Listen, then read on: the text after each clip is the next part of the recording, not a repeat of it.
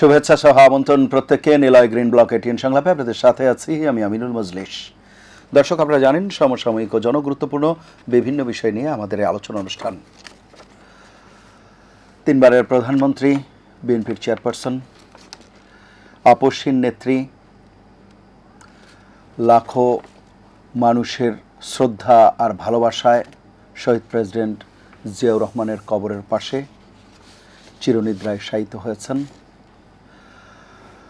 আমাদের এই আলোচনায় আমরা বেগম খালেদা জিয়ার বর্ণাঢ্য যে রাজনৈতিক জীবন, তার আন্দোলন, সংগ্রাম, প্রতিকূল অবস্থা, সেই বিষয়গুলো নিয়ে নানা সময় আলাপ করেছি, আলাপ করব। নিরন্তর হয়তো এই আলাপ চলবে, কিন্তু আজকে আমরা একটু ভিন্ন বিষয়ে আলাপ করবার চেষ্টা করছি।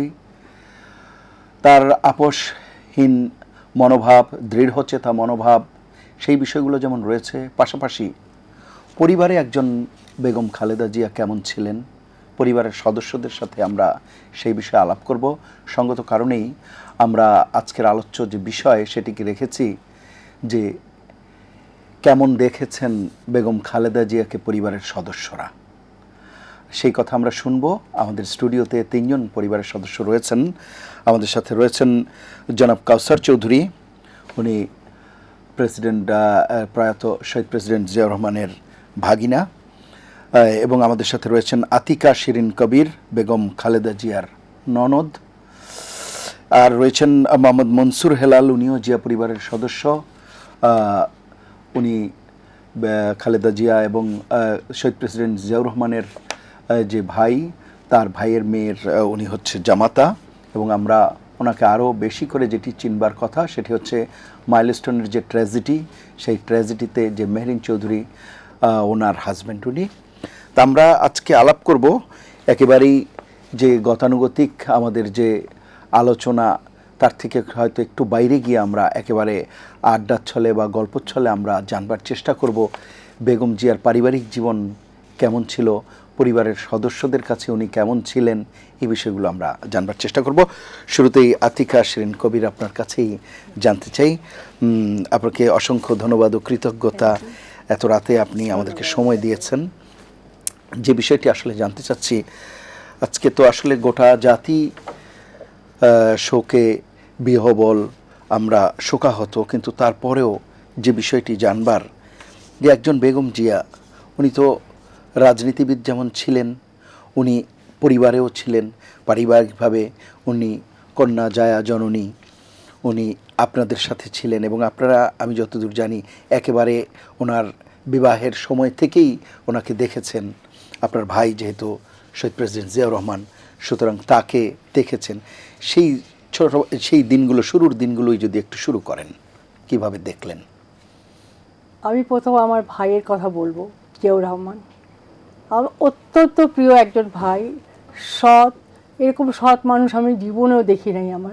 আমার নিজের ভাইদেরকেও আমি এত সৎ বলবো না, উনি এত সৎ ছিলেন।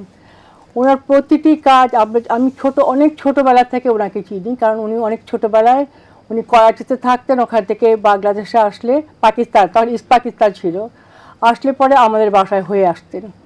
এবং তখন আমার আব্বা গভর্নমেন্ট অফিসার ছিলেন, এবং তিনি যখন রংপুরে পোস্টেড ছিলেন, তখন জিয়াউর রহমান আমাদের বাসায় প্রায় সময় এসে থাকতেন। তখনও তার বিয়ে হয় নাই। এবং তিনি যখন রংপুরে যখন উনি আমাদের বাসায় এসে থাকতেন, তখন ওনার অলরেডি দিনাজপুরে উনি ক্যাপ্টেন ছিলেন, আর্মি ক্যাপ্টেন। তো উনি যাওয়া আসার মাঝখানে আমাদের বাসাতেই ডে স্পেন্ড করতেন, এবং আমার আব্বার সাথে অনেক পলিটিক্যাল অনেক কথাবার্তা বলতেন, ইস্ট পাকিস্তান, ওয়েস্ট পাকিস্তান সব দিয়ে। তো আব্বার কথা অনেক বেশি করতেন, বিশ্বাস করতেন, এবং আব্বার কথাগুলো তার ভালো লাগতো। এবং তিনি যখন আমাদের বাসায় থাকতেন, আমরা তার সততা দেখেছি।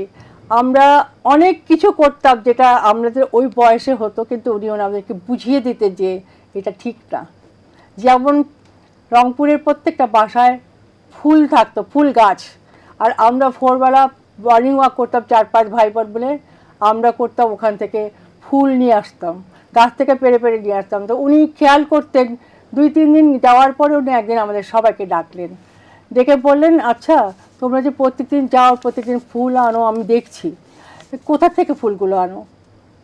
তো আমরা বললাম, আমি বিশেষ করে বললাম, আমার মেজো ভাইও ছিলেন, তো উনি আমার থেকে বড়, কিন্তু আমি ওনাকে বললাম যে আমরা তো মর্নিং ওয়াক করতে গিয়ে সুন্দর সুন্দর গাছে ফুল, তো ফুল নিয়ে আসি, বলে আনো না।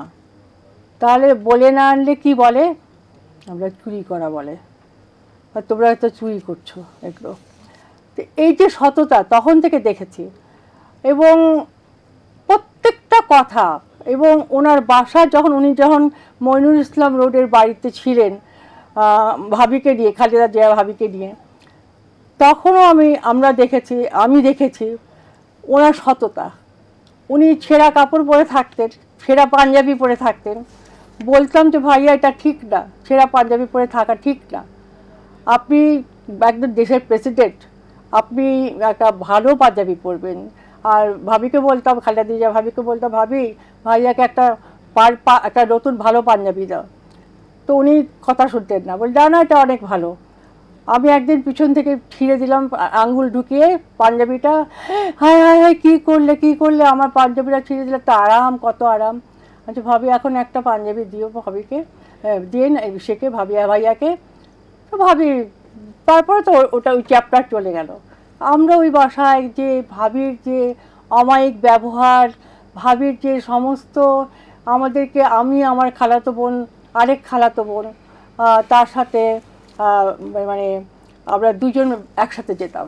ওখানে গিয়ে আমরা অনেক গল্প করতাম, তিনজন, আর কেউ ছিল না, তিনজন আমরা অনেক গল্প করতাম, কত রকমের গল্প। তারপরে খাওয়া দাওয়া, একটা প্রেসিডেন্টের বাসায় কত রকমের খাওয়ার আয়োজন হওয়ার কথা, কিন্তু না, একদমই না। সিম্পল খাবার, সামান্য ডাল ভাত, একটা সবজি, একটা মুরগির তরকারি, আর কিছু না। কোনো সময় ওনার হাতের রান্না, একটা নতুন একটা ভালো রান্না, আমাদের পছন্দ ছিল, ওটা একটা মানে তেহারি টাইপের, কিন্তু তেহারি না, ওটা বেগুন মুরগি দিয়ে একটা সুন্দর একটা তেহারি টাইপের খাবার, যেটা অসম্ভব টেস্টি ছিল। তো ওটা ওনার সাজেশনে এটা রান্না হতো, বেগম জিয়ার। জি জি। আচ্ছা। তো এইটা হলো ওনার, আমরা রেগুলার যেতাম। আমার বিয়ের সময় উনি অনেক কিছু করেছে, আমার এনগেজমেন্ট থেকে শুরু করে উনি আমার, মনে হয় না যে উনি আমার ভাবি, মনে হচ্ছে আমার নিজের বোন। কারণ তিনি আমাকে সমস্ত মানে বিয়ের ফুল থেকে শুরু করে, আমার এনগেজমেন্ট থেকে শুরু করে, আমার সব কিছুতে উনি ছিলেন, সব কিছুতে উনি ছিলেন। এবং উনি প্রত্যেকটা জিনিস, উনি আমার কাছে অনেক ছবি আছে তার ওইসব কিছুর। তো ইভেন যখন আমার ভাই মারা গেছে, তারপরেও ভাবির সাথে আবার দেখা হচ্ছে, চিটাগংয়ে আমি থাকতাম, চিটাগংয়ে আমাদের বাসায় উনি ছিলেন। উনি কারো বাসায় থাকলেন না, আমার হাজবেন্ডের নাম দারা কবির, আমি দারার বাসায় থাকবো, শিরিনের বাসায় থাকবো, আমার বাসাতেই ছিলেন। তখন অনেক অনেক মানে তাকে আমাদের গাড়িতে করেই নেওয়া আসা করা হয়েছে। উনি ওনার কাজে গিয়েছেন, আবার ফেরত আসছেন, আবার আমরা গাড়িতে করে নিয়ে আসছি, আমার বাসাতেই ছিলেন। এবং তার সাথে তার দুই সহযোগিনী, সেলিমা রহমান আরেকজনকে আমি মনে নাই নাম, ওনারাও ছিলেন। তো যতখানি পারি, ডক্টর ইউসুফ ওখানে ছিলেন, তখন ওনার বাসায় দাওয়াত ছিল, আমাদের রাতের খাবার ছিল। আমরা রাত 1টার সময় গিয়ে ভাত খেয়েছি, রমজান মাস 1টার সময় খেয়েছি। ওটাই ছিল মানে সেহরি খাওয়া প্লাস দিয়ে। তো আমরা এইরকম আর কি ভাবির সাথে আবার এই যোগাযোগ। আচ্ছা আচ্ছা, আমি আবার আসবো আপনার কাছে, শুনবো আরও কিছু স্মৃতির কথা। আমি একটু শুনে আসি। কাউসার চৌধুরী, আপনার তো মামি বেগম জিয়া, মামিকে আপনি দেখেছেন, আমরা জানি, বিশেষ করে আরাফাত রহমান কোকো, তার সাথেই আপনার বন্ধুত্বটা ছিল, এবং অনেক রকম স্মৃতি আছে।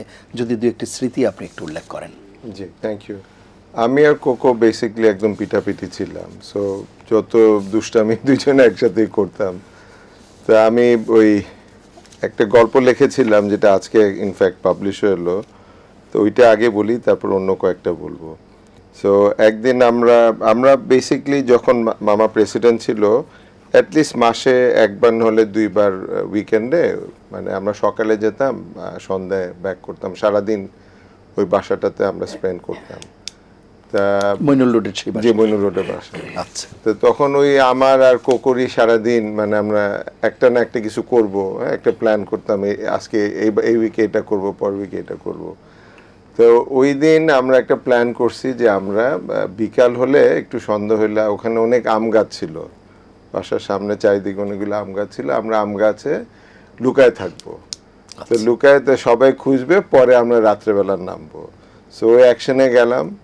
তারপরে আমরা দুইজন দেখতেছি চারিদিকে বাসার হাউস হোল্ডে যত মানে ইয়ে আছে, অ্যাটেন্ডেন্ট আছে, সিকিউরিটি ফোর্স চলে আসছে, চিল্লা চিল্লি হাউ কাউ, হ্যাঁ সবাই আমাদের দুইজনকে খুঁজতেছে। তা আমরা দুইজন চুপ করে আমরা অনেক রাত্রে নামছি। নেমে তো আমার আম্মা আর মামি তো তখন আমাদের দুইজনকে তাকায় কি বকায়, কিন্তু ওইরকম খারাপ কিছু না। পরে মানে প্রথমে তো ওরা ভয় পেয়ে গেছে, পরে আমাদের হাসা দেখে বুঝছে যে আমরা মানে একটা দুষ্টামি নিজেরা ইচ্ছা করছি, করে আর না। জানে আমরা সবসময় এরকম দুষ্টামি করতাম। So one of my favourite মানে গল্প আমার বাচ্চাদেরকে এইটা বলি। আর আরেকটা সবচেয়ে সেন্টিমেন্টাল গল্প যেটা আমার মানে আদার দেন মাই টু চিলড্রেন, আমি এটা কাউকে আসলে বলি নাই, যে একটা দিন আমি আর কোকো তখন ওই মামার রুমে আমরা সোলজার খেলতেছিলাম। তো তখন ওই আর্মিদের দে হ্যাভ এইরকম ওই সোলজার, মেটাল সোলজার ছিল, ওরা মেবি ওই যে ওয়ার গেমসের জন্য এটা লাগে, সামথিং লাইক দ্যাট, এরকম কিছু হবে প্ল্যানিংয়ের জন্য। তো ওইটা নিয়ে ওই আমরা খেলতেছি, বিছানার পাশে একটু জায়গা, আর তারপর এখানে একটা ওয়াল ক্যাবিনেট সাদা লুভার করা। তো ওখানে দুইজন খেলতেছি, তো তখন মামার পিএ আসছে হঠাৎ করে, এসে সব দেখে টেকে ইয়ে করে বললো যে আচ্ছা তোমরা দুইজন এখানে যদি থাকো, তোমার মামা তো আসবে, তোমার বাবা আসবে, তা তোমরা এখন অন্য রুমে গিয়ে খেলো। তো কোকো বললো আচ্ছা ঠিক আছে আমরা চলে যাব। তো উনি দরজা বন্ধ করে চলে গেছে। তা আমি উঠে বের হব, বললে না না না বস বস বস। আমি বলছি, না বললো তো মামা আসবে। বলে যে না না চল আমরা ওই ওয়াল ইয়ার ক্যাবিনেটের ভিতরে ঢুকি, লুভার করা তো, তো ওখানে আবার লাইট ছিল, তো লাইট দিয়ে ও আর আমি আবার খেলা শুরু করছি দুইজন। তা আমরা খেলতে খেলতে আমরা টাইম ভুলে গেছি। তখন মামা দরজা খুলে রুমে ঢুকছে, তখন তো কোকো প্যানিক, হায়। তখন তাড়াতাড়ি আমি লাইটটা অফ করে আমরা চুপচাপ দুইজন বসে আছি। তো কিছুক্ষণ পরে মামা দরজাটা খুলে আমাদের দুইজনের দিকে তাকায় হেসে দিয়ে তারপরে দুইজনকে জাস্ট এইভাবে কোলে নিয়ে জাস্ট বিছানার কর্নারে বসলো, কোলে ডান পায়ে আমাকে বসালো, বাম পায়ে কোকোকে বসালো। আমাদেরকে দুইজনকে কয়েক মিনিট আদর করলো, আদর করার পরে আর কিছু বলে নাই। অনেকক্ষণ পরে বললো যে আমি অনেক টায়ার্ড, তোমরা এখন যাও। আমরা আস্তে করে চলে গেছি।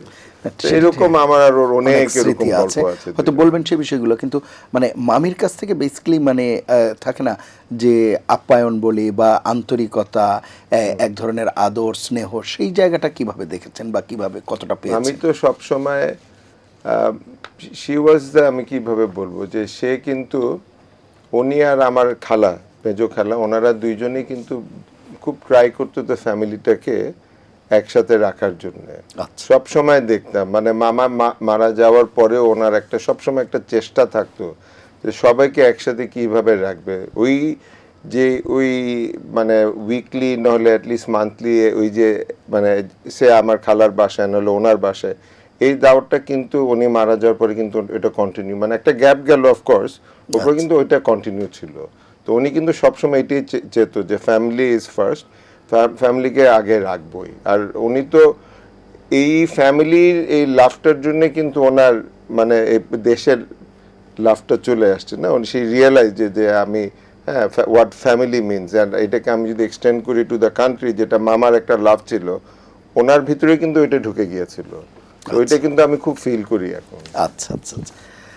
আমি আসবো আবার আপনার কাছে, জনাব মনসুর হেলাল, আমি আপনার কাছেও আসবো। একটা বিরতি নিয়ে এসে আমরা এই আলোচনায় যুক্ত হচ্ছি। প্রিয় দর্শক, নিলয় গ্রিন ব্লক এটিএন সংলাপে এ পর্যায়ে নিচ্ছি বিরতি, থাকুন আমাদের সঙ্গেই।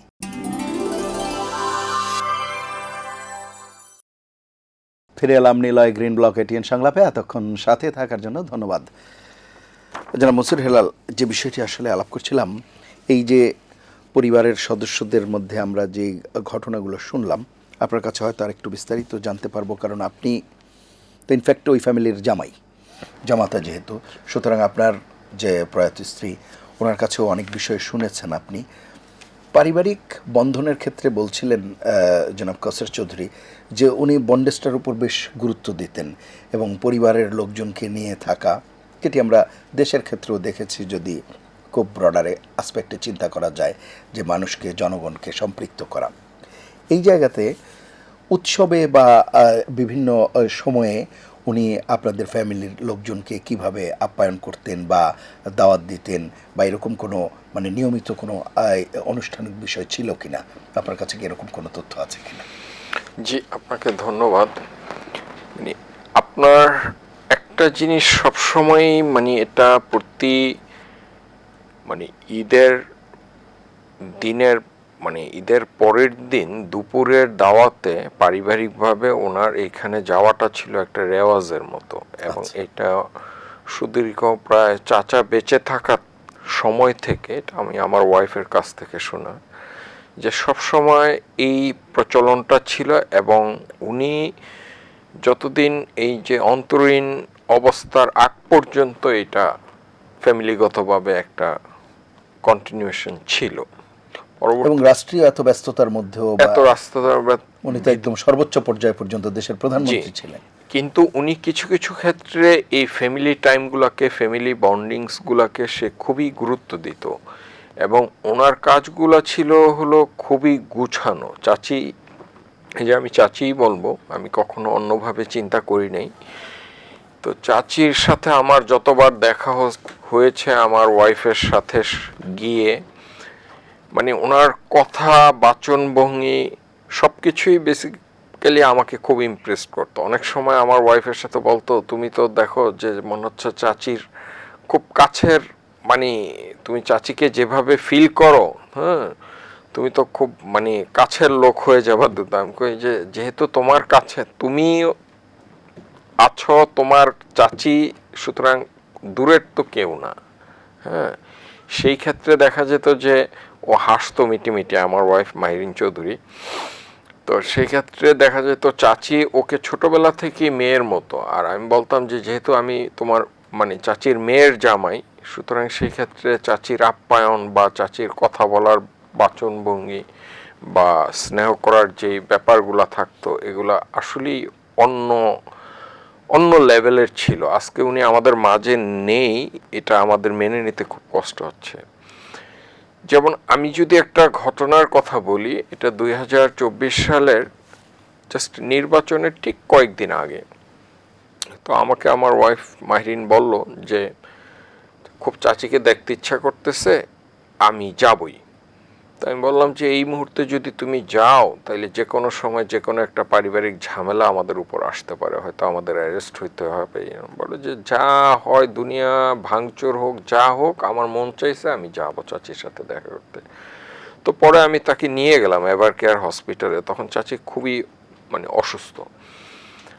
তো পরে দেখা মানে আমরা সন্ধ্যাবেলা গেলাম মাগরিবের সময়, মানে পরপরই আমরা দেখা করলাম চাচির সাথে। তো ডক্টর জাহিদ ভাই বলতেছে যে ভাই, আপনারা এই সময়ের ভিতরে যে আসছেন এত রিস্ক নিয়ে, মানে এটা কি আপনারা চিন্তা ভাবনা করে আসছেন? বলছে ভাই, আমরা কোনো চিন্তা ভাবনা করে আসিনি, আমরা কোনো দলের ব্যানারে আসিনি, আমরা আসছি আত্মীয়তার রক্তের টানে। হ্যাঁ, আমাদের যদি এখন জেল, জুলুম, ফাঁসি যাই দেখ দেখ, এটা নিয়ে আমাদের কোনো আফসোস নাই।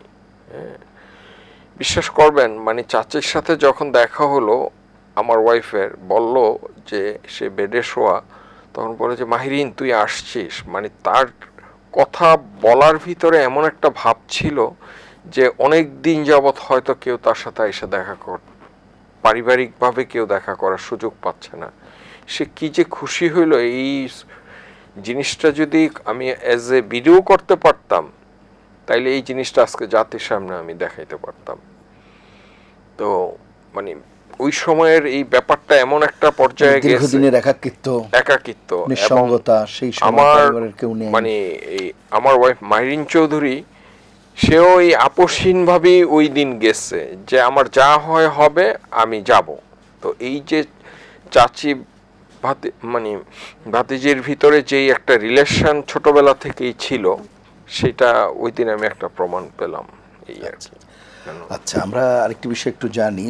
জনাব কাসার চৌধুরী, আপনি বলছিলেন আপনি আজকের লেখাতেও সেই জিনিসটি এনেছেন যে আপনার নানি সম্ভবত যখন মারা গিয়েছিলেন তখন বেগম খালেদা জিয়া এসেছিলেন এবং সেই সময়টা খুব একটা অ্যাডভার্স সিচুয়েশন ছিল এবং কোনো অবস্থাতেই মানে সব কিছু খুব কন্ডিউসিভ ছিল এমন না, কিন্তু তার মধ্যেও উনি এসেছেন এবং আপনি বলছেন যে এইটা আসলে একটা মেসেজ দেয় যে কতটা স্ট্রং মেন্টালিটি উনি। বিষয়টা কীরকম আপনি একটু যদি এলাবোরেট মানে ওই টাইমটা তো একদম মানে ওইটা একটা মানে মুভির মতো ছিল ওই টাইমটা। আচ্ছা, কোন মানে সময় আমি যদি এটা হলো আমার মনে 85 ওই রকম যখন ওনাকে অ্যারেস্ট করে, ওইটার কিছুদিন আগে। সো এই টাইমে তখন তো এরশাদের পুরা সিকিউরিটি ফোর্সেস ওনাকে খুঁজতেছে। হ্যাঁ, তো তখন আমার ওইটা হলো আমার মানে বড় নানি, আমার নানির বড় বোন। তো ওই নানিটা আমার সাথে সবসময় থাকতো, আমি খুব ওনাকেই বেশি আদর করতাম। আমার আম্মা তখন লন্ডনে চলে যেত, ওনার খালা নানা সবাই থাকতো ওখানে। লং টাইম গেলাম, বললাম আর কেউ না, তুমি আমার নানিকে রেখে যাও, আমার কোনো প্রবলেম হবে না। আর উনি খুব মজার মজার স্টু বানাতো আমার জন্য, তা আমি ওইটা খেয়ে খুশি থাকতাম। তা নানি মারা গেল, তো তখন ওই বডিটা আমাদের বাসায় নিয়ে আসে। তো তখন আমরা বন্ধুরা, তারপর আব্বা আম্মা সবাই মিলে আলাপ করতেছি, আমার ফ্রেন্ডরাও খুব ক্লোজ আমার সাথে। তো তখন আমরা দেখতেছি যে কিভাবে আমাদের ফোন ওয়্যার ট্যাপিং হচ্ছে, আওয়াজ। তখন তো ওই যে পুরানো আমলের রোটারি ফোন, আওয়াজ ফোন ধরলে উঠাইলে বুঝে যায় ট্যাঁ করে আওয়াজ হচ্ছে। আমার ফ্রেন্ডরাও দুষ্টামি করতেছিল ফোন নিয়ে। তো তারপরে আমরা বের হলাম, আমাদের মাঠের উল্টা দিকে চটপটির দোকান, দেখি কারা অচেনা লোক দাঁড়ায় আছে, তো বুঝেই যেত সিকিউরিটি ফোর্সেস। তো চারিদিকে লালমাটিয়ার ওই বাসায়। হ্যাঁ, জি জি। তা ওখানে এখন নানি, এখন তো সবাই তো জানে হুশি এজ, এখন তো নর্মাল জনগণ তো আসবে, তখন ওই দিন হাজার হাজার লোক চলে আসছে। তা আমরা তখন মন খারাপ যে তাহলে তো মামি আর আসতে পারবে না। একটা তো ইচ্ছা যে মামি আসবে, হ্যাঁ যে আসবে, শুনছিলাম যে আসবে। তারপরে আমি আর আমার ভাই ঘুমাইতে গেলাম 12টার দিকে, যে মামি আর আসবে না, আমরা ঘুমাইতে গেলাম। তো কিছুক্ষণ পরে 1টা না 2টার দিকে আমার আম্মা এসে আমাকে আর আমার ভাইকে ঘুমের থেকে উঠাই দিল, বলে যে নিচে আসো। বলছে কেন কেন, যে না আসো। তখন হাসতেছে, তুমি বুঝবা, আমরা তো ওয়েট করতেছিলাম মামির জন্য। নিচে নেমে দেখি ঠিকই উনি ওই ইয়া পরেছিল, মানে অন্য একটা কাপড় পরেছিল, মাথাটাতে ঢেকে ঢেকেছিল, আসছিল। তো উনি কিন্তু আগেই চলে আসছিল। আচ্ছা, আমরা কিন্তু আসলে কেউ বুঝতে পারি নাই যে মামি ওখানে আছে। তো উনি ওই হাজার হাজার যখন লোক ঢুকছে আমার বাসায়, তখন ওটার ভিতরে উনি ঢুকে গেছে। কিন্তু তখন আমি চিন্তা করলাম কি সাহস এই লোকটা, এই মহিলার, যে কি সাহস, এত চারিদিকে মেবি 50 জন হ্যাঁ ইন্টেলিজেন্সের লোক আমার বাসার ভিতরে ঢুকে গেছে, খুঁজতেছে।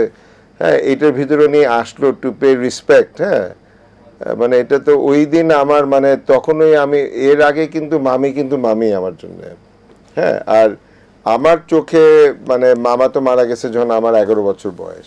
তো আমার সবচেয়ে বড় মানে ফিগার আমার লাইফে, যদি মানে রেসপেক্টেবল যে ওই ফিগারটা একজন একটা ছেলের থাকে না, তো আমার মামাই ছিল। আচ্ছা, কিন্তু ওই দিন তখন আমি রিয়েলাইজ করলাম যে মামি কিন্তু ওই রেসপেক্টটা শি অলসো ডিজার্ভস। ওই দিনই কিন্তু আমার mentality about her completely changed. ওর আগে কিন্তু আমি বুঝি নাই যে উনি যে কি হবে তো ফিউচারে। তখন তারপর তো আমি ছোট মানুষ, তো আমি যতটুকু বুঝতে পারছি যে আমি রিয়েলাইজ করলাম যে না, উনিও মনে হয় পারবে, মামার মানে ওই লেগেসিটা ধরে রাখতে পারবে, আরো দূরে নিয়ে যেতে পারবে। ওই দিনই এই বিশ্বাসটা ভেতরে আমার জন্ম ভিতরে নেয়। ঢুকছে, জি। এবং আসলে পরবর্তীতে আমরা দেখতেই পেয়েছি যে যে অ্যাডভার্স সিচুয়েশন উনি ফেস করেছেন, বিশেষ করে মানে দলের দায়িত্ব নেয়ার পরে প্রতিটি ধাপে ধাপে ওনাকে তো নানা রকম চ্যালেঞ্জ ফেস করতে হয়েছে, সেগুলো আমরা দেখেছি। আমরা এই বিষয়ে বিস্তারিত আরও শুনবো। আমার মনে হয় একটা বিরতি নিয়ে এসে আমরা এই আলোচনায় আবার যুক্ত হই। প্রিয় দর্শক, নিলয় গ্রিন ব্লক এটিএন সংলাপে এ পর্যায়ে নিচ্ছে আরও একটি বিরতি। থাকুন আমাদের সঙ্গে।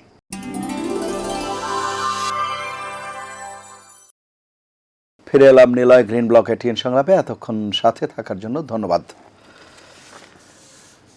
আতিকি শারমিন কবির, আমরা যে বিষয়গুলো আলাপ করছিলাম এর মধ্যে একটি বিষয় আপনি বলছিলেন মইনুল রোডের যে বাসা, সেই বাসায় আমরাও জানি যে নানা রকম স্মৃতি। আপনি বলছিলেন দীর্ঘ সময় ধরে আড্ডা হতো নানা রকম। তো একজন নারী হিসেবে এটি তো আসলে খুবই কষ্টের এবং মানে কি বলবো, হতাশার এবং দুঃখেরও যে একটি স্মৃতি তো বহু স্মৃতি বিজড়িত এই বাড়ি, সেই বাড়ি থেকে তাকে উচ্ছেদ করা হলো শেষ পর্যন্ত। সেই সময়টায় উনি কতটা ভেঙে পড়েছিলেন বা কীরকম অবস্থা ছিল, মানে এটি তো আসলেই উপলব্ধি করতে পারেন আপনি নিজেও, বিষয়গুলো যদি একটু উল্লেখ করেন। আসলে আমার তখন স্বামী কিছুদিন আগে মারা গেছে, আমার মানুষ, আর তখন আমার মেয়েটা তখন 7 মান্থ প্রেগনেন্ট ছিলাম আমি, আচ্ছা। ওর বাবাকে দেখে নাই। আমার মানসিক খুব খারাপ অবস্থা ছিল। তো ওই সময় কিছু মানে কিছুদিন পরেই এই ঘটনা ঘটে। আমি যেতে তো কোষ্ঠেরই আসে না যাওয়ার, কারণ তো শুনতে বুঝতেই পেরেছেন। পারছে যে কার হ্যাঁ। তার মধ্যে আমার এই খুব অসুস্থতা। তো ওই জন্য মানে খুব খারাপ ছিল সেই সময়টা। তো যাই হোক, মোট কথা এটা মানে করতে না, কিন্তু ভাবির কথা মানে এত সুন্দরী একটা মানুষকে আমি কোনোদিন দেখি নাই যে উনি পলিটিক্সে নামার পরে উনি কিভাবে উনি এত শক্ত হয়ে গেলেন। আমি তাই অবাক হয়ে গেলাম যে যেই নরম মানুষটাকে দেখেছি, গৃহবধূ ছিলেন। ওনাকে যখন আমি যখন ক্লাস 9-এ পড়ি রংপুর গার্লস স্কুলে, তখন ভাইয়া ক্যাপ্টেন দিনাজপুরে, উনি ভাবিকে বিয়ে করে আম্মার পারমিশন নিয়েই গেছিলেন। আচ্ছা। বিয়ে করে তারপরে বউ নিয়ে একদিন স্কুল থেকে এসে দেখি একটা পরী বসে আছে আমাদের বেডরুমে একটা পরী বসে আছে। পরী, এই বড় লম্বা চুল, যেমন গায়ের রং তেমন সুন্দরী অপরূপ। এত খুশি হয়েছি, এত ভালো মানুষ, এত ভালো মানুষ। তো সারাদিন থাকলেন, খেয়ে দিয়ে তারপরে গেলেন। এই ছিল মানে আমার তার মানে সাথে। আর তারপরে তো যে মইনুল ইসলাম রোডের বাড়িতে, তারপরে চিটাগংয়ে আমার বাসায় উনি থাকলেন। সেই সব স্মৃতিগুলো মানে আমি মানে সব সময় মনে রাখি। কিন্তু এমন অবস্থার মধ্যে আমার নিজেরই শারীরিক অবস্থা খুব ভালো না একটা, তো এটার জন্য আমি খুব নড়াচড়া করতে পারি না, আমার হাঁটতে কষ্ট হয়। তারপরে এই জন্য আমি তাকে কোনো সময় দেখতে যেতে পারি না। এই যে এভার কেয়ার হসপিটালে আমার অনেক মন চাইছে, কিন্তু আমি প্রতিদিন ফজরের ওয়াক্তে উঠবো, তাহাজ্জুদ পড়বো, ফজরের নামাজ পড়ে সবার জন্য দোয়া করি, তার জন্য দোয়া করি, সব সময় দোয়া করেছি। এবং আপনার ভাই মারা গেছেন যখন, তখন তো আপনি চিটাগাঙে ছিলেন। আমার ভাই যখন মারা যায় তখন আমি তো ছিলাম চিটাগংয়ে। জি। চিটাগংয়ে বললাম না যে আমি ওখানে মানে যেদিন মারে সেদিন আমি জানলা ধরে গ্রিল ধরে সারা ভোর আমি কাটিয়েছি জাগা অবস্থায়। আমার বাচ্চাটা তখন, ছেলেটা তখন 6 মাস বয়স। তারপরে আমি পরের দিন ভোরবেলা আমার নন্দাই বাসায় এসেছিলেন, ওনার সাথে আসছিলেন মানে নাজমুল হুদা, ব্যারিস্টার নাজমুল হুদা। উনি আমাদের বাসায় চলে আসলেন, পাশের গেস্ট হাউসে ছিলেন উনি, আমাদের বাসার পাশে।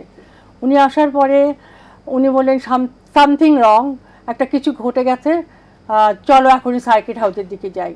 তো আমার হাজব্যান্ড গাড়ি বের করলো, আমি, আমার হাজব্যান্ড আর ভাই গেলাম।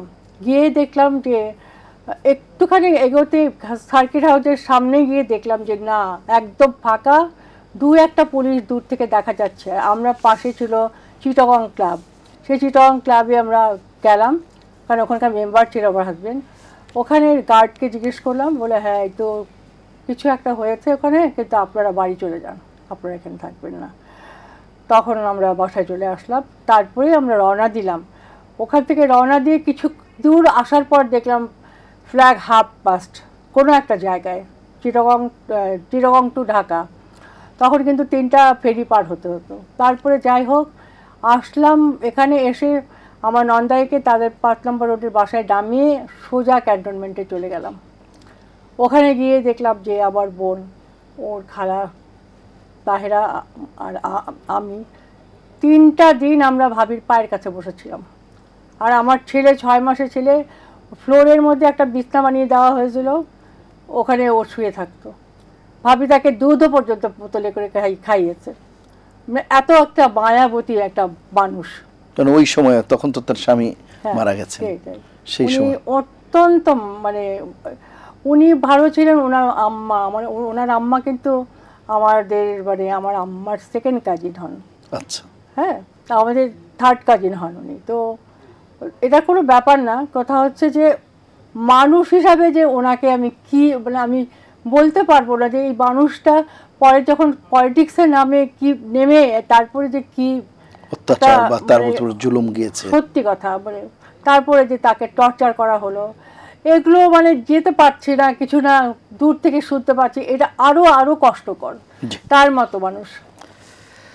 আমি আবারও আসবার চেষ্টা করবো আপনার কাছে, শুনে আসি মনসুর হেলাল, আপনারা সর্বশেষ কবে গেলেন ওনার সাথে দেখা করতে? আমরা সর্বশেষ গিয়েছি হলো এই আগস্টের 13 13 তারিখে, জি 2025। মাহিরিন মারা যাওয়ার পরে মানে আমরা একটা দোয়ার আয়োজন করেছিলাম। সেই দোয়ার আয়োজনের জন্য চাচিকে দাওয়াত দেওয়ার জন্য, মানে জানানোর জন্য যে চাচি ওর নামে। তো যাওয়ার সাথে সাথেই যখন ওনার সাথে ওনার রুমে কথা মানে ঢুকলাম, তো ঢুকার পরে সালাম দেওয়ার পরে বলে কেমন আছিস বাবা? তা আমি বললাম যে চাচি আছি আলহামদুলিল্লাহ, তো আপনার মেয়েকে এবার নিয়ে আসতে পারি না, ও তো আমাদের ছেড়ে চলে গেছে। মানে উনি কথাটা শোনার সাথে সাথে একটা কথাই বলল যে ওইখানে কেন যেতে দিলি, যে ওইখানে ওকে কেন তোরা যেতে দিলি? তো বললাম যে চাচি ও তো ওইখানে জব করতো, স্কুলের টিচার ছিল, কোঅর্ডিনেটর ছিল, তো এই জন্য চাচি ওইখানে ও গিয়েছিল। তখন সে এত একটা দীর্ঘ নিঃশ্বাস ফেললো, পরে বলল যে হ্যাঁ অনেক কিছুই তো টিভিতে দেখলাম। মানে তখন সে পুরা একেবারে ডিমোরালাইজড হয়ে গেল, কারণ ছোটবেলা থেকে অনেক টাচি ছিল, মানে বলতো যে আমার 2 ছেলে আর তুই হলি আমার মেয়ে। তো এভাবেই তার সাথে মানে চাচি ভাতিজি মানে ভাস্তির সাথে এরকম একটা রিলেশনশিপ ছিল। তো এই জিনিসটা, এবং ওই দিন চাচিকে জিজ্ঞাসা করলাম, ওনার একটু হাতটাও ফুলে দেখলাম, পায়েও একটু ব্যান্ডেজ দেখলাম। তো আমি জিজ্ঞাসা করলাম চাচি আপনার তো এর আগে আসছি, আপনার হাতটা তো ফুলা ছিল না। বলে যে বাবারে একটু ওয়াশরুমে পড়ে গেছিলাম, ফলে হাতটা ফুলে গেছে, এখন আর ফুলা কমতেছে না, পায়েও ব্যথা পেয়েছি, আমার আঙুল দিয়ে দেখাচ্ছে আমার পায়েও ব্যথা পেয়েছি, ওই যে এখানে ব্যান্ডেজ। তো আমি বললাম যে চাচি এরকম ভাবে দেখতে হবে কখনো চিন্তা করি নাই আপনাকে, বলে দোয়া করিস এই আর কি। ওটা কাস্টডির একটা বিষয় আমরা জানি, সেটি হচ্ছে যে এই যে আমরা ওনার ব্যাপারে যে বিষয়গুলো বিগত সরকারের ফ্যাসিস্ট সরকারের সময় দেখেছি, জেল জুলুম এবং আইনিভাবে ওনাকে নানাভাবে হেয় প্রতিপন্ন করা, আপনারা কাছ থেকে দেখেছেন একজন পরিবারের সদস্য হিসেবে ওনার ইন্টিগ্রিটি বা ওনার মমতা, ওনার আন্তরিকতা, সেই সবের সাথে ওনার বিরুদ্ধে যে অপবাদ, এটি আসলে কতটা যায়, একজন মানুষকে এটি করতে পারে? এটা কোনোভাবে যায় না। যে ওই ফ্যামিলিটা, মানে আমার মামা এত সাচা মানে এইরকম একটা পার্সন, এত ইন্টিগ্রিটি, মানে এটা আমরা চিন্তা করতে পারি না। মানে আমরা জানি যে ওই যে বলে না যে একটা সুটকেস নিয়ে উনি মারা গেছে, এটা কিন্তু সত্যি কথা। সত্যি কথা। হ্যাঁ, এটা একদম বাস্তবে, এটা আমরা জানি। অনেক ওই স্যান্ডো গেঞ্জি অনেকটা চিরা ছিল, ওই 2-3টা স্যান্ডো গেঞ্জি ওর উপরে যা পড়তো। একটা প্রেসিডেন্ট, উনি কিন্তু ওর বেশি উনি করে নাই।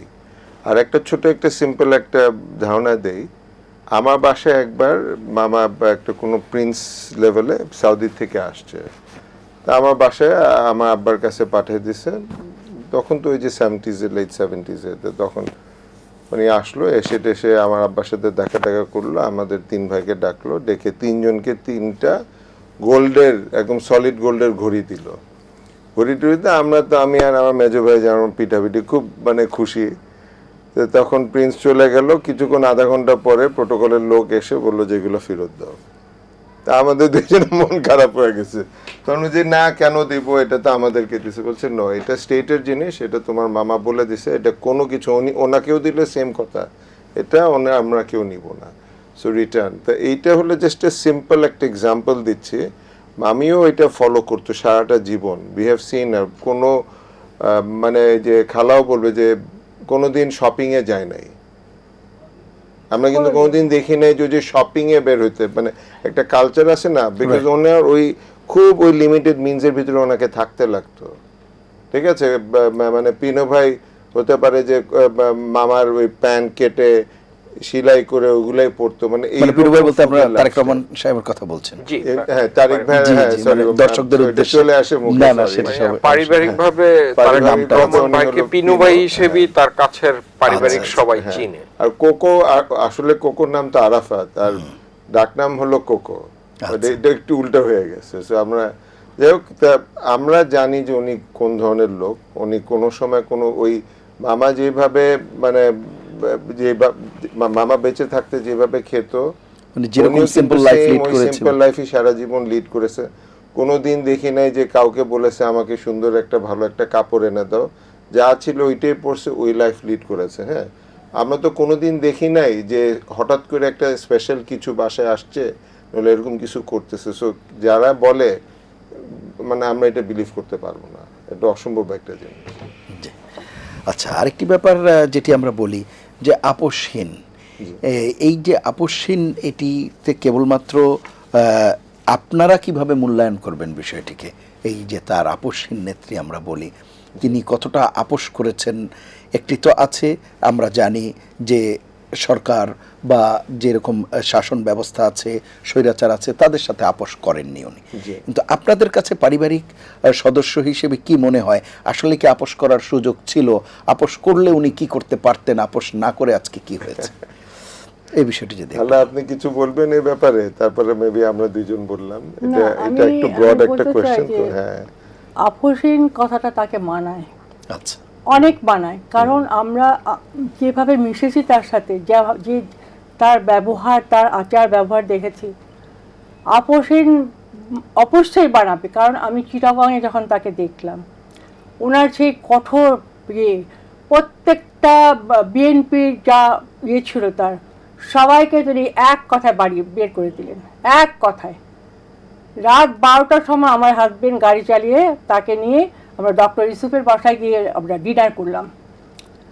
এই যে এটা কেন বললাম, এটা আশ্চর্য রকম মানে ভালো লাগলো যে সারা রাত তোরা সব বাইরে আমার কম্পাউন্ডের মধ্যে তারা সব বসা, দাঁড়ানো, শোয়া, কিন্তু উনি কাউকে ঢুকতে দেন নাই, কাউকে ইয়ে করতে দেন নাই। আমরা বাড়ির ভিতরে, পুলিশও ছিল চারিদিকে ঘেরা। তো উনি যে বক্তব্যগুলো দিয়েছিলেন, তখন আমার মনে হয়েছে কিভাবে একটা মানে এইরকম একটা নরম মানুষ কিভাবে এত শক্ত হয়ে গেল। তো আপোষহীন তো এটা বলতেই পারি, তখন থেকেই বলতে পারি যে তিনি যে এই কথাগুলো যে তার সম্পর্কে বলা হচ্ছে আপোষহীন, সত্যি এটা তাকে মানায়, অনেক মানায়, একদম 100% মানায়। বাট খেলা আমাদের ফ্যামিলির ভিতরে তো উনি ওরকম ছিল না। না, ফ্যামিলির ভিতরে তো ডিফারেন্ট ছিল। Family ওনার ভিতরে। কথাটা ওইটাই যে হ্যাঁ। আমাদের ফ্যামিলির ভিতরে তো কোনোদিন এরকম না। পলিটিক্স করে নাই, হ্যাঁ। সত্যি কথা বলতে। উনি কেউ স্ট্রেট politics কাট করে একটা না। লোক ছিল সব সময়। না, আমরা আর কোনো simple- সময় সরি খেলা, বাট একটু বলি যে কোনো সময় কিন্তু মানে ওনাকে মানে এই খেলার এক কথা বললো, ওনাকে এখন না, উনি যেটা বলবে ওইটাই স্ট্রেট সবাইকে বলে দিবে যে না আমার এটা ভাল লাগে নাই। তোমার আরেকজন মন খারাপ করলো না করলো, এটা কিন্তু উনি ইয়া করতো না, কিন্তু স্ট্রেট বলে দিবে যে না এটা ঠিক না, এটা আমি মনে করি এটা ঠিক না। কিন্তু ওইটা আবার ওই জিনিসটা ছিল যে উনি যদি একবার বলে ওইটা নিয়ে থাকতো নাকি খেলা, প্রিন্সিপাল বা ভেরি পার্সোনালিটি। প্রিন্সিপাল পারসন ছিল। আর অসভ্য প্রিন্সিপাল ছিল ওটা, ওর আগের থেকে দেখেছি। এটা হয়তো আমি জানি না যে এত এত মানে নরম মানুষ, এত একদম সে থেকে চলে আসছেন উনি ভাইয়া, মানে আমার জিয়াউর রহমানের গৃহিণী হয়ে অনেক শিক্ষা উনি পেয়েছেন জিয়াউর রহমানের কাছ থেকে। এইটা তার প্লাস পয়েন্ট, অনেক শিক্ষা, মানে এগুলো আমি এখন বলতে পারবো না, জি। কিন্তু তিনি যা শিখেছেন যে ওটা উনি ওনার হাজবেন্ডের কাছ থেকে শিখেছেন বেশিরভাগটা, কিছুটা তার নিজস্ব। জি। জনাব মনসুর হেলাল, আমি জনাব কসার চৌধুরীকেও যে বিষয়টি আসলে জানতে চাচ্ছিলাম যে এই যে আপোষের কথাটা আমরা বলছি এ কারণে যে যদি উনি চাইতেন তাহলে তো খুব নিশ্চিন্ত একটা জীবন উনি বেছে নিতে পারতেন। আপনাদের কাছে কি মনে হয়? আসলে আপনি যে প্রশ্নটা করলেন, আপনার কথার সুর ধরেই বলি, উনি যদি ওনার জীবনে সবচেয়ে ভালো এবং সুন্দর সময় অনেকভাবেই কাটাতে পারতেন, কিন্তু উনি ধরেন দেশ মাটি কথা চিন্তা করে আলটিমেটলি মানে এত অত্যাচার অবিচার সহ্য করে শেষ মুহূর্ত পর্যন্ত তিনি অটল ছিলেন। এই যে অটল থাকাটা তাকে কিন্তু তার অমরত্ব দিয়ে যাবে, যে তিনি আপোষহীন। কারণ একটা সময় দেখেন উনি একজন আর্মির ওয়াইফ, তো উনি চাইলেই, এবং একজন রাষ্ট্রপতির ওয়াইফ, উনি চাইলেই পরবর্তীতে সে পলিটিক্সে না এসেও সে একটা ভালো জীবন তার 2 ছেলেকে নিয়ে রাষ্ট্রীয় সুযোগ সুবিধাই পেতে পারতেন, এবং সেটা সে ওন করে সে খুব ভালো। যেমন কোকো ভাইয়া ইংল্যান্ডে পড়ালেখা করতে গিয়েছিলেন, সেখানে সে পরিবার সহ চলে যেতে পারতেন, ছেলে মেয়ে মানে ছেলেদের নিয়ে খুব সুখে শান্তিতে সে জীবন কাটাইতে পারতেন, সব ব্যবস্থাই তার ছিল, কিন্তু সে ওই দিকে যায়নি। তার কথা ছিল, আমি এই দেশকে ভালোবাসি, এই মাটিকে ভালোবাসি, এই মাটি ছাড়া আমার আর অন্য কোথাও যাওয়ার আমার কোনো জায়গা নেই। তো সুতরাং সে একেবারে শেষ নিঃশ্বাস ত্যাগ করার আগ পর্যন্ত কিন্তু তার এই মেন্টালিটি তার ভিতরে ছিল, এবং তার নামে কোনো বাড়ি গাড়ি কোনো কিছু এই পর্যন্ত অনেক চেষ্টা করা হয়েছে, কিন্তু এই পর্যন্ত কিন্তু কোনো কিছুই পাওয়া যায় নাই, এবং নাই, থাকলে না পাবে।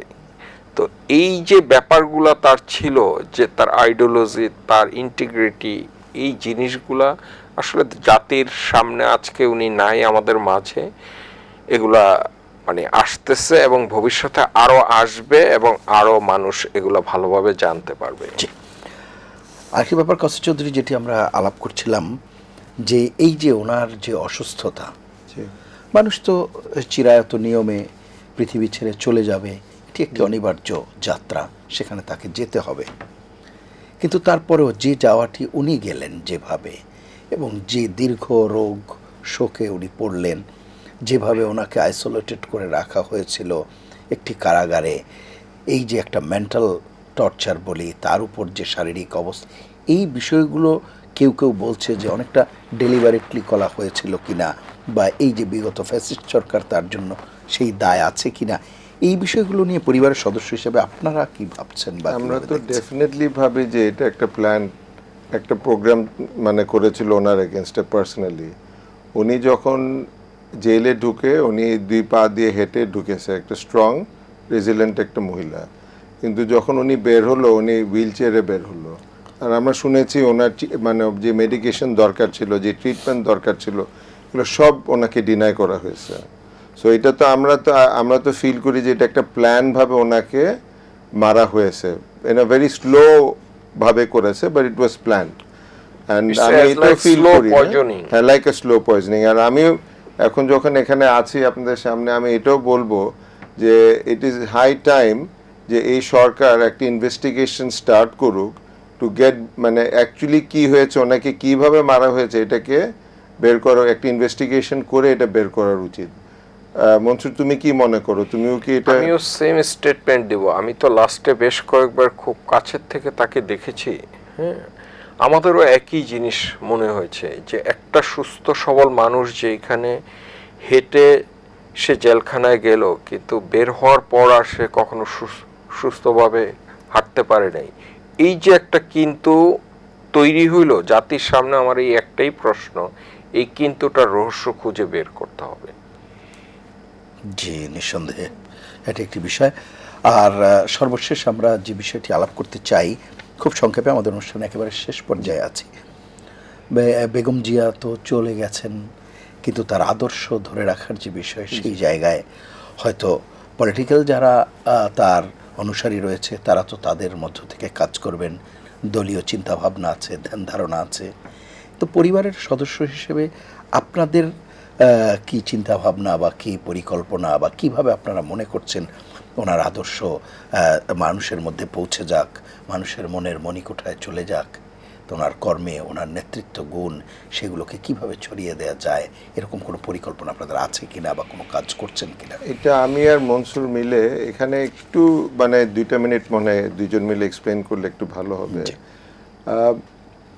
মাহিরিন চাচ্ছিল, বিকজ আমি তো গত 1.5 বছর ধরে আমি একটু ইনভলভ হয়ে গেলাম এই সব কিছু নিয়ে, তা মাহিরিন আমাকে খুব মানে রিকোয়েস্ট করতেছিল যে তুমি ভাইয়া তুমি নামো, অ্যাটলিস্ট ফ্যামিলি জিয়া, মানে আমাদের জিয়া মামার সাইড থেকে তো কেউ নামে নাই, যে তুমি একটু নামো। তো আমি জুলাই 15 তারিখে একটা অনুষ্ঠান করেছিলাম ওই যে কংগ্রেশনাল ব্রিফিং ওয়াশিংটন ডিসিতে, কংগ্রেস উইদিন দ্য কংগ্রেস।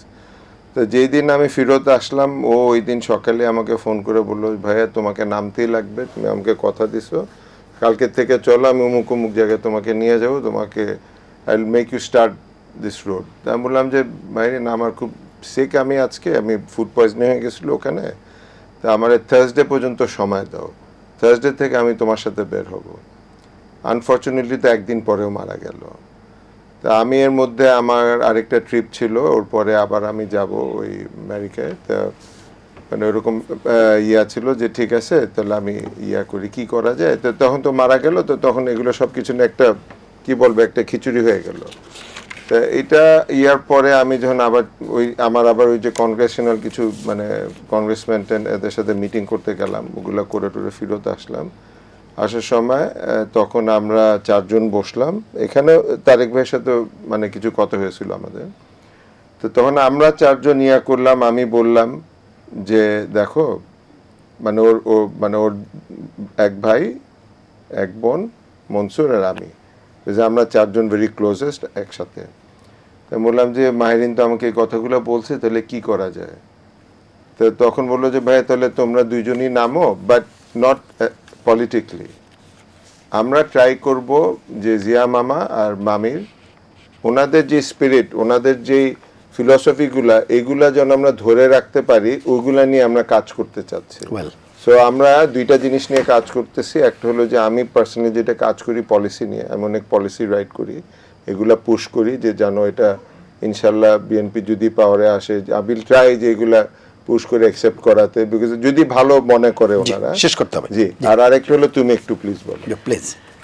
আমাদের এই চিন্তা ভাবনার ভিতরে যেমন মাহিরিন এবার চিন্তা করেছিল যে ও ভাইয়ার সাথে ওতপ্রোতভাবে মানে জিয়া পরিবারের দিক থেকে, শহীদ প্রেসিডেন্ট জিয়াউর রহমানের পরিবারের দিক থেকে ও এবার ভাইয়াকে অনেকটুকু যতটুকু পারে হেল্প করবে, প্লাস হলো যে এভাবেই সাথে যেত। আমাদের ইচ্ছা আছে যে এই বিভিন্ন ধরনের পলিসিগুলোকে আমাদের টপ লেভেল পর্যন্ত পৌঁছে দেওয়া, এবং সেইভাবে যদি কাজ ভবিষ্যতে আগিয়ে নেওয়া, একটা নন পলিটিক্যাল ফোরাম থেকে, জি অবশ্যই অরাজনৈতিক একটি প্ল্যাটফর্ম থেকে আপনারা চাচ্ছেন লিডারশিপ ট্রেনিং এবং অন্যান্য বিষয়গুলো।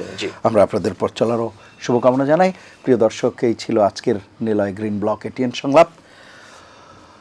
মানুষ যে কথা বলছিলাম যে নিরন্তর বেঁচে থাকবে সেটি নয়, একটি জীবন থেকে আরেকটি জীবনে যখন পদার্পণ করে সেটিও এক যাত্রা। সেই যাত্রা অনন্ত যাত্রা, অনিবার্য যাত্রা। কিন্তু মানুষ বেঁচে না থাকলেও তিনি বেঁচে থাকে তার কর্মে। আমরা বিশ্বাস করতে চাই বেগম খালেদা জিয়াও তার কর্মে, তার নেতৃত্ব গুণে আজীবন বেঁচে থাকবে মানুষের মনের মণিকোঠায়। সেই প্রত্যাশায় বিদায় নিচ্ছি। সবাই ভালো থাকবেন, সুস্থ থাকবেন। আশা করি এটিএন বাংলার সঙ্গেই থাকবেন। আল্লাহ হাফেজ।